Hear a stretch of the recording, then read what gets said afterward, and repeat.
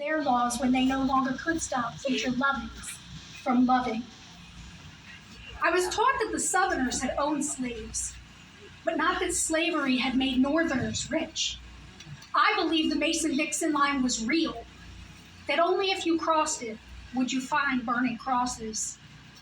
I knew Route 66 ran through Tulsa, Oklahoma, but not that blood and ash had run through there first.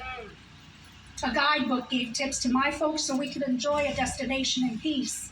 I didn't know that a green book was the only book that kept some folks from resting in peace.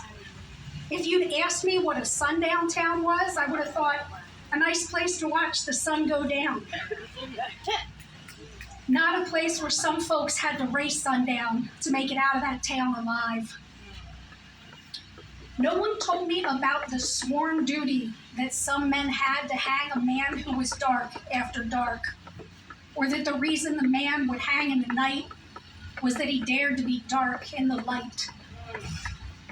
I knew about German shepherds leashed to help guide those who could not see, but not that German shepherds were unleashed on those the system did not want to see. I learned that you is was not standard, that I should not stand for that language.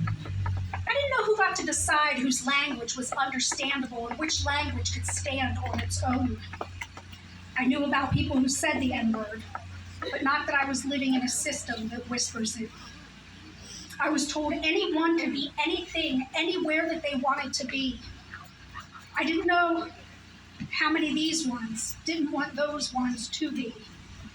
I didn't know how little America had moved forward from the movement I'd been told had already moved us. I thought people moved out of the city to escape the noise and the crowds.